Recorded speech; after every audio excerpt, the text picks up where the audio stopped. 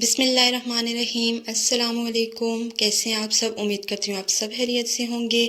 आज मैं आपके लिए लेके आई हूँ चिकन चिली बाइट्स की रेसिपी, जो कि रेस्टोरेंट में बहुत ज़्यादा एक्सपेंसिव मिलती हैं, लेकिन अगर आप घर पे इसको बना के रखेंगे आप इजीली इसको स्टोर कर सकते हैं और पूरा महीना यूज़ कर सकते हैं। वैसे भी रमज़ान आ रहा है तो इसको एक दफ़ा बना के स्टोर कर लीजिए और फिर पूरा रमज़ान आप जब भी चाहें तो आप इसको निकाल के फ्राई कर सकते हैं। बहुत ही ज़बरदस्त सी रेसिपी है। तो चलते हैं रेसिपी को स्टार्ट करते हैं और आज मैं आपको बताऊंगी कि आपने ये चिकन चिली बाइट्स घर में किस तरह से बनानी है। तो सबसे पहले हमने लेना है एक पैन में डालेंगे ऑयल में डालेंगे हम पिसा हुआ लहसुन डालने के बाद इसको सोते कर लेंगे हल्का सा। एक मिनट तक हमने इसको फ्राई कर लेना है। तो जैसे ही हमारा लहसुन जो है 1 मिनट तक फ्राई होगा, उसके बाद हमने इसमें शामिल कर देना है चिकन। मैं यहाँ पे जो चिकन यूज़ कर रही हूँ, मेरे पास बॉयल और शर्ट किया हुआ, तो मैंने वो ऐड कर दिया। अगर आपके पास कच्चा चिकन हो तो आप वो छोटे छोटे क्यूब्स करके वो भी ऐड कर सकते हैं। चिकन को ऐड करने के बाद इसमें मिक्स करेंगे। अब यहाँ पे हम इसमें मसाले स्पाइसेस वो ऐड कर देंगे। तो चिकन को मिक्स करने के बाद हम यहाँ पे ऐड करने जा रहे हैं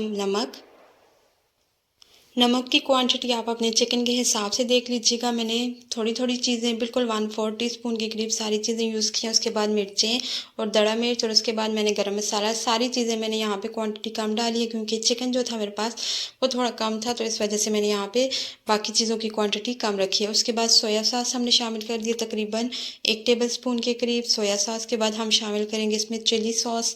वो भी मैंने 1 टीस्पून यहाँ पे ऐड किया है क्योंकि सुरख मिर्चें भी मैंने ऐड की थी और चिली फ्लेक्स भी मैंने यहाँ पे ऐड किए थे, तो यहाँ पे चिली सॉस जो है वो मैंने थोड़ा कम ऐड किया है। उसके बाद इसको मिक्स करेंगे और 1 मिनट तक इन सॉसेस के साथ चिकन को हमने पका लेना है, ताकि जो सॉसेस और जो मसाले हैं उनका जो जायका है वो चिकन के अंदर तक चला जाए। उसके बाद यहाँ पे शामिल करूँगी मैं 1 टेबल स्पून के करीब टोमेटो केचप। ये भी स्पाइसी था मेरा, तो इस वजह से हमने इसको भी, इसकी क्वांटिटी भी थोड़ी कम रखी है। केचप ऐड करने के बाद यहाँ पे जो चिकन था उसकी क्वांटिटी जो थी, मेरे पास इतना ही पड़ा हुआ था, वो थोड़ा कम था, तो मैंने यहाँ पे एक आलू जो था मेरे पास बॉयल पड़ा हुआ था वो हमने श्रेड करके वो डाल दिया।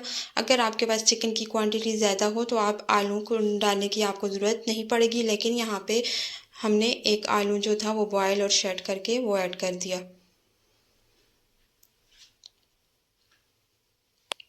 आलू ऐड करने के बाद इसको भी मिक्स करेंगे। साथ साथ में हमने चिकन के जो रेशे थे वो भी थोड़े तोड़ लेने हैं,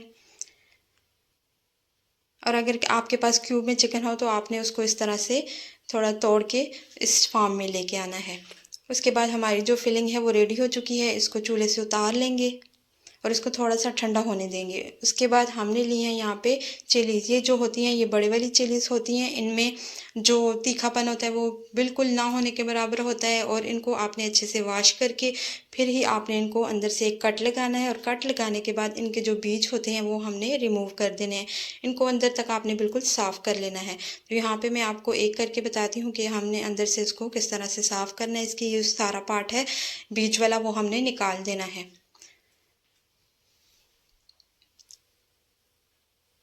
तो इस तरह से आपने सारी जो चिलीज़ हैं वो साफ़ कर लेनी है। मैंने सारी इस तरह से कट करके साफ़ कर ली थी। उसके बाद जो फिलिंग हमने तैयार की है उसमें हम डालेंगे मोज़रेला चीज़। ये होममेड मोज़रेला चीज़ है जो मैंने घर पे खुद बनाई है, और बहुत कम पैसों में अच्छी सी ये चीज़ बन गई है। तो अगर आप भी घर पे बनाना चाहते हैं तो आप मेरी इस वीडियो को ज़रूर देखिएगा, जिसका लिंक मैंने आई बटन में दे दिया है। तो आप घर पे मोज़रेला चीज़ किस तरह से बना सकते हैं इसमें मैंने आपको फुल डिटेल में बताया हुआ है।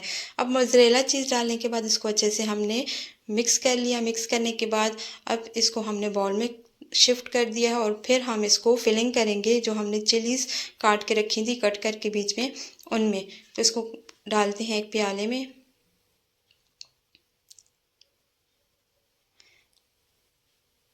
अब ये जो हमने मिर्चें जो थी, ये शिमला मिर्च, इसका जो जायका होता है बिल्कुल शिमला मिर्च की तरह होती है, ये तीखी नहीं होती है, तो आप इजीली इसको यूज़ कर सकते हैं। जो लोग मिर्चें नहीं खाते हैं वो भी इसको खा लेंगे क्योंकि ये बिल्कुल भी तीखी नहीं है। तो इसमें अच्छी सी फिलिंग डालने के बाद बहुत ज़्यादा ओवर नहीं करनी है आपने, वरना ये खुल सकती है फ्राइंग के वक्त। اگر آپ نے اچھی کوٹنگ نہیں کی ہوگی تو یہاں پہ اس کا منہ بند کر دیں گے اس میں فلنگ ڈالنے کے بعد، اور ساری جو ہیں باقی بھی اسی طرح سے ہم ریڈی کر لیں گے۔ ایک دفعہ اگر آپ اس کو بنا کے فرائی کر لیں فریز کر لیں گے تو پھر آپ سارا جو مہینہ ہے آپ اس کو ایزیلی یوز کر سکتے ہیں۔ رمضان میں اس کو ضرور بنا کے رکھیے گا۔ ساری میں نے اسی طرح سے فل کر کے رکھ لی ہیں۔ اب آتے ہیں ان کی کوٹنگ کی طرف۔ کوٹنگ میں تھوڑی سی آپ نے دھیان دینا ہے، آپ نے یہاں پہ ان چیزوں کا خیال رکھنا ہے جن کا میں آپ کو بتاؤں گی۔ سب سے پہلے ہم نے لیا ہے ایک میدا، بالکل سمپل پلین میدا ہے، یہاں پہ ہم نے اس میں کوئی بھی چیز ایڈ نہیں کی۔ پہلے ہم نے اپنی مرچوں کو ڈپ کرنا ہے اس میدے میں، اس کی کوٹنگ کرنی ہے، اس کے اوپر اچھے سے کوٹنگ ہو گئی۔ اس کے بعد ہم نے ڈپ کیا ایک سلری میں۔ سلری کس طرح سے آپ نے تیار کرنی ہے، آپ نے ایک انڈا لینا ہے، اس کو ہاف کپ میدے میں ڈالنا ہے اور اس کے بعد تھوڑا سا پانی ڈال کے بالکل اس طرح کا تھک سا گھول تیار کر لینا ہے۔ اس طرح سے گھول تیار کرنے کے بعد آپ نے میدے سے کوٹ کرنے کے بعد آپ نے مرچ کو اس میں ڈپ کر کے اچھے سے اس کے اوپر اس سلری کو لگایا۔ اس کے بعد آپ نے بریڈ کرمز لے کے اس کو اچھے سے اس کے اوپر کور کرنا ہے۔ بریڈ کرمز جو ہیں اچھے سے لگانے کے بعد اب دوبارہ ہم نے اس کی کوٹنگ کرنی ہے۔ ایک دفعہ کی کوٹنگ سے آپ کی اچھی جو کوٹنگ ہے وہ بالکل بھی نہیں آئے گی۔ دوبارہ ہم نے اس مرچ کو کیا کرنا ہے، اسی سلری میں ڈپ کرنا ہے۔ اگر آپ چاہتے ہیں کہ آپ کی جو چلی بائٹس ہیں وہ اچھی سی ان کی کوٹنگ ہو تو آپ نے یہ کام دوبارہ کرنا ہے۔ تو اس کی دوبارہ سے ڈپ کرنے کے بعد اس سلری میں ہم نے دوبارہ اس کے اوپر بریڈ کرمز لگانے ہیں اور اچھے سے اس کو اوپر سے پریس کر کے بریڈ کرمز کو اس کے ساتھ ایسے لگا دینا ہے تاکہ جو بریڈ کرمز ہیں وہ اوپر سے گرے نہ۔ اور جب ہم فرائی کریں گے تب بھی یہ بالکل آئل میں نہیں جائیں گے، اس کے ساتھ چپکے رہیں گے۔ تو یہاں پہ تھوڑا سا میں آپ کو تفصیل سے بتا رہی ہوں کہ آپ نے کس طرح سے اس کے اوپر بریڈ کرمز لگانے ہیں۔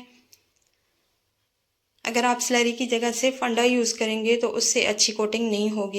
یہاں پہ آپ سلری بنا کے اگر یوز کریں گے تو پھر آپ کی کوٹنگ جو ہے چلیز پہ بہت اچھی آئے گی۔ تو یہاں پہ آپ دیکھ سکتے ہیں ہماری ایک جو چلی ہے اس کی کوٹنگ ہو چکی ہے، باقی بھی اسی طرح سے میں نے ریڈی کر لی تھی۔ تو یہاں پہ ساری جو ہماری چلیز ہیں وہ ریڈی ہو کے آ چکی ہیں۔ اب یہاں پہ آپ ان کو چاہیں تو آپ ان کو کسی بھی زپ لاک بیگ میں ڈال کے، کسی بھی باکس میں ڈال کے ایزیلی فریز کر دیجئے اور مہینہ بھر یوز کیجئے۔ لیکن میں یہاں پہ ان کو یوز کروں گی، میں ان کو فرائی کروں گی۔ تو آئیے چلتے ہیں پین میں گھی کو یا آئل کو گرم کر۔ جیسے ہی آئل آپ کا اچھے سے گرم ہو جائے تو اس میں آپ ڈال دیجئے یہ چلیز۔ تو یہاں پہ ایک ایک کر کے ہم نے جتنی چلیز ایک دفعہ میں آ رہی ہیں اتنی ہم ڈال دیں گے، زیادہ اوور نہیں ہم اس میں کریں گے۔ اور پھر آپ نے ان کو ایک طرف سے اچھے سے 2-3 منٹ تک فرائی ہونے دینا ہے۔ جیسے ہی پیارا سا لائٹ براؤن سا کلر آ جائے گا تو پھر ہم نے ان کی سائڈ کو چینج کر لینا ہے۔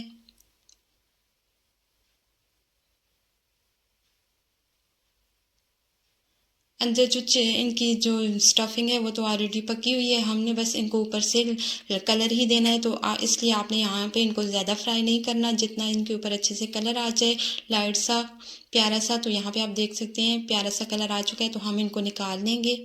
تقریباً 5 منٹ لگیں گے ان کی فرائنگ میں، اس کے بعد ہم نے ان کو نکال لیا۔ تو مزیدار سی چکن چلی بائٹس ہماری ریڈی ہو چکی ہیں۔ ان کی کرسپینس آپ چیک کر لیجئے کتنی کرسپی ہیں۔